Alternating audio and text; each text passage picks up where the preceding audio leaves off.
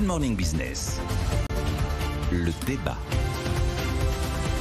C'est Macron version 2, c'est ce qu'on disait ce matin, la lettre Nicolas Dos. Qu'est-ce qu'il y a dans cette lettre? Il y a deux grands principes d'abord, non au repli, ça c'est une réponse à tous ceux qui veulent du protectionnisme, et l'avenir est français et européen, et là c'est une réponse à tous ceux qui veulent du souverainisme. Après on peut voir deux pistes de réforme qui pourraient s'incarner dans les fameux 100 premiers jours. La première c'est travailler plus. Alors travailler plus, c'est pas supprimer les 35 heures. Ouais. Travailler plus, ça veut dire en fait augmenter le nombre d'heures de travail par habitant. Et pour ça, il y a deux leviers, c'est faire travailler plus de monde, donc augmenter le taux d'emploi, faire reculer le chômage, et travailler plus longtemps, c'est reculer l'âge de départ à la retraite, donc réforme numéro 1, probablement la réforme des retraites. Et puis baisser les impôts qui pèsent sur le travail et sur la production. Baisser les impôts qui pèsent sur le travail, ça veut dire, a priori, aller un peu plus loin dans cette logique qui consiste à faire de moins en moins payer la protection sociale par le travail et de plus en plus par l'impôt, donc par les revenus du travail, oui, mais les revenus du capital aussi, et les pensions de retraite.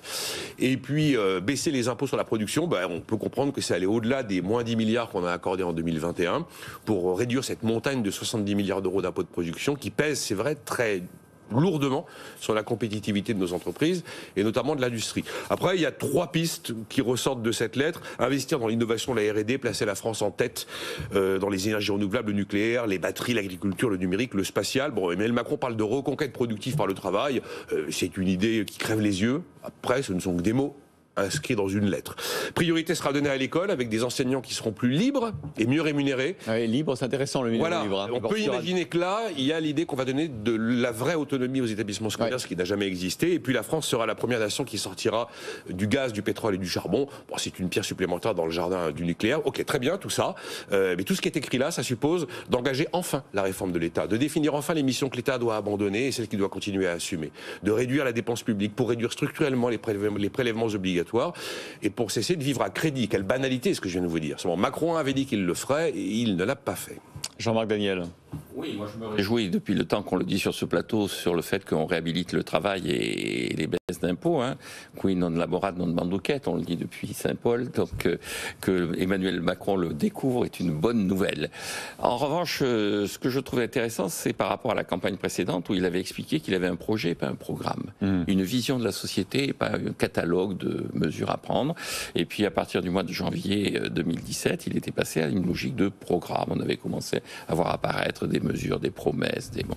Là, on est carrément dans le programme, c'est-à-dire quelques généralités assez peu concrètes et puis effectivement une vision. Je veux dire, quel est le candidat qui ne signerait pas ce qu'il raconte? Non, si, il y en a plein. Oui. Travailler plus, baisser les impôts, je pense qu'il y a plein de candidats qui ne signeraient pas. Est-ce que vous avez entendu des candidats dire qu'ils veulent augmenter globalement les impôts? Les candidats de gauche, énormément. Oui, ils veulent augmenter les impôts des riches, mais globalement, au contraire même, les candidats de gauche... Ils veulent supprimer la baisse des impôts de production, absolument. Je rappelle, donc. Oui, absolument. Mais certains candidats disent, écoutez, on va frapper les impôts sur certaines personnes, mais on va globalement... Et travailler plus, il y en a plein qui ne le disent pas aussi. Il y a plein qui disent au contraire travailler moins. Écoutez, vous écoutez... les 32 heures, la semaine de 4 jours... Oui, absolument. Mais vous écoutez les candidats, Madame Pécresse, Monsieur Zemmour, Madame Le Pen, ils nous disent effectivement qu'il va falloir travailler plus. Et donc, je pense qu'on est passé d'une logique où il avait fait campagne là aussi en disant qu'il était progressiste contre les conservateurs. Et il a un programme qui est un programme qui rejoint ce qu'il appelait en 2017 les conservateurs.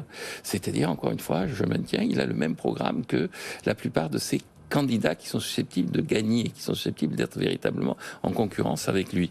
Et donc, je vois dans ça une forme de renoncement. C'est-à-dire, il le dit dans la lettre, il dit « je me suis heurté à des obstacles, j'ai fait des erreurs, il y a des choses qui n'ont pas marché comme prévu ». Mais c'est un peu la formule de Daniel Pénac, rien ne se passe comme prévu, c'est la leçon que l'on tire du futur quand il est devenu du passé. C'est-à-dire qu'effectivement, rien ne s'est passé comme prévu, il en tire une conclusion qu'il faut changer son programme, alors qu'il fallait peut-être changer sa méthode. Allez, on vous retrouve tout à l'heure pour décrypter ces premiers éléments du programme économique d'Emmanuel Macron. Merci Nicolas Dos, Jean-Marc Daniel.